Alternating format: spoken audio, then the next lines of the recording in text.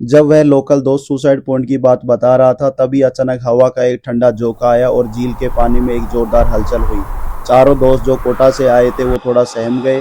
जो उन्होंने दारू पी रखी थी, डर के मारे दारू का नशा उतर गया। तभी उनमें से एक दोस्त को लगा कि झील के बीचों बीच कोई सफेद सा साया पानी के ऊपर तैर रहा है। उसने डरते हुए आवाज में पूछा, भाई वो वहाँ क्या है? लेकिन उससे पहले ये वीडियो शुरू करने से पहले ऐसी हॉरर मिस्टीरियस वीडियो देखने के लिए सब्सक्राइब कर दीजिए इस चैनल को। यह कहानी शुरू होती है शिक्षा की नगरी कोटा से। उदयपुर के रहने वाले दो दोस्त राहुल और आर्यन बड़े सपनों के साथ नीट परीक्षा की तैयारी करने कोटा आए। वहां उनकी मुलाकात जोधपुर के दो लड़कों से हुई, विपिन और अजय, जो उसी घर में रहते थे। साथ पढ़ते लिखते चारों में गहरी दोस्ती हो गई। एक दिन जोधपुर वाले दोस्त विपिन की बहन की शादी तय हुई। चारों दोस्त खुश थे और पढ़ाई के तनाव से दूर कुछ दिन एंजॉय करना चाहते थे। ये चारों कोटा से जोधपुर पहुंचे। शादी की रौनक, नाच गाना और हंसी मजाक के बीच ये सब मस्त एंजॉय कर रहे थे। तभी शादी की एक शाम जोधपुर के कुछ लोकल दोस्तों ने एक प्लान बनाया। उन्होंने कहा, चलो पास ही में एक झील है, वहां चलते हैं और दारू पार्टी करते हैं। रात के 10 बज चुके थे। चार ये और चार लोकल दोस्त झील के किनारे पहुंचे। झील का पानी अंधेरे में काला और शांत दिख रहा था। झील के पास ही एक पुरानी खंडर हवेली थी जिसके बारे में मशहूर था कि वहां कोई नहीं जाता, वहां औरत का साया है। नशे की हालत में ये आठों दोस्तों ने हिम्मत दिखाई और उस हवेली के अंदर जैसे ही घुसते हैं एक तेज हवा के साथ रोशनी होती है। यह देखकर वो चारों लोकल दोस्त वहां से भाग जाते हैं। अब ये चारों दोस्त अपने मोबाइल की फ्लैश लाइट ऑन करके देखते हैं। हवेली की दीवारें गल चुकी थी। वहां अजीब सी सड़न वाली गंध आ रही थी। जैसे ही ये चारों हवेली के मुख्य हॉल में पहुंचते हैं अचानक फिर से तेज आवाज के साथ रोशनी हुई, जैसे कोई ट्रांसफार्मर फट गया हो। अब ये थोड़ा डरते हैं और वापस जाने लगते हैं। जाते समय इनको एक दरवाजा दिखाई देता है। उस दरवाजे पर ताला लगा हुआ और उस पर कई सारे धागे बंधे हुए थे। आर्यन कुछ ज्यादा ही नशे की हालत में था और जोर जोर से बोलता है, कोई भूत चुड़ैल हो तो आ जाओ मेरे पास। आर्यन उस गेट पर लगे ताले को और उन पर बंधे धागों को तोड़ देता है। ये तीनों दोस्त आर्यन को लेकर वहां से निकलते हैं। तभी राहुल को महसूस हुआ कि किसी ने ठंडे हाथ से उसकी गर्दन को छुआ है। राहुल चीख पड़ा डर के मारे। वे तुरंत हवेली से बाहर निकलकर झील के किनारे आ गए, पर आर्यन बार बार वही बोल रहा था, कोई भूत प्रेत चुड़ैल हो तो आ जाओ मेरे सामने। रात करीबन 1 बज रहे थे। सन्नाटा इतना था कि झील के पानी की लहरें भी डरा रही थी। तभी अजय ने धीमी आवाज में कहा, पता है जहां हम दारू पी रहे थे उसे सुसाइड पॉइंट कहते हैं। यहाँ कई प्रेमी जोड़ों ने और अकेले लोगों ने इस झील में कूदकर जान दी है। कहते हैं उनकी आत्माएं आज भी यहीं भटकती हैं और किसी नए शिकार की तलाश में रहती हैं। अभी अजय की बात पूरी भी नहीं हुई थी।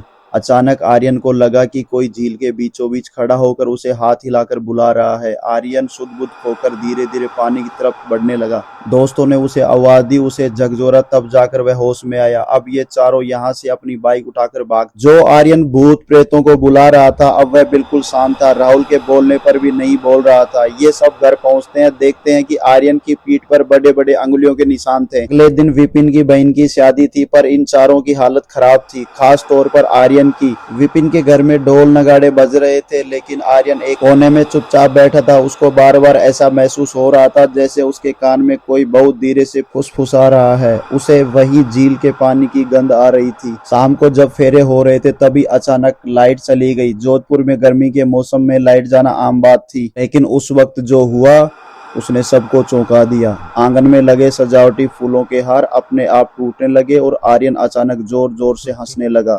उसकी हंसी वैसी नहीं थी जैसे वह आमतौर पर हंसता था। यह आवाज भारी और डरावनी थी। घर के एक बुजुर्ग दादाजी जो कोने में बैठे थे यह सब देख रहे थे। तुरंत समझ गए कि कुछ गलत है। उन्होंने पास आकर आर्यन के माथे पर अपना हाथ रखा और तुरंत अपना हाथ पीछे खींच लिया। आर्यन का शरीर बर्फ जैसा ठंडा था। दादाजी ने चिल्लाकर कहा, इसे अंदर कमरे में ले जाओ। ये अकेला झील से नहीं आया, अपने साथ कुछ और भी लाया है। ये सारे दोस्त डर के मारे कांप रहे थे। इन्होंने रोते हुए दादाजी को रात की दारू पार्टी और उस सुसाइड पॉइंट व हवेली वाली सारी बात सच सच बता दी। दादाजी गंभीर होते हुए कहे, उस झील का इतिहास पुराना है। वहाँ जो लोग अपनी जान देते हैं वे शांत नहीं बैठते।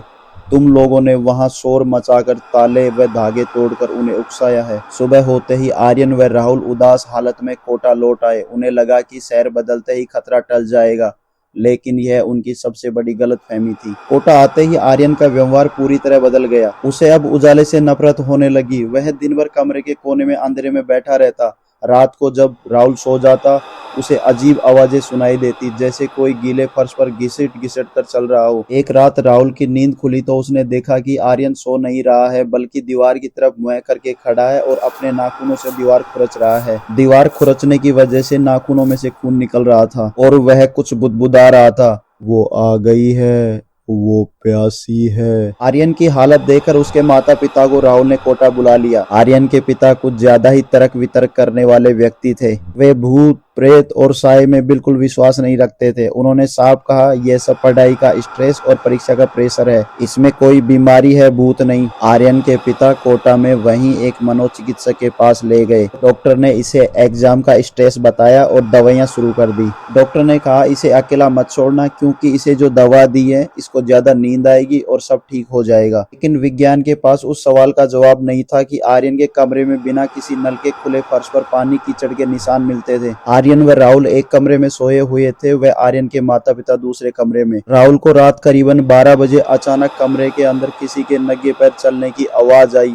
छप छप छप, जैसे कोई पानी से भीगा हुआ इंसान कमरे में चल रहा हो। राहुल ने देखा कि उसके बिस्तर के नीचे एक सड़ा हुआ नीला हाथ बाहर निकलता है, जो आर्यन के पैर पकड़कर धीरे धीरे उसे बिस्तर के नीचे खींच रहा है।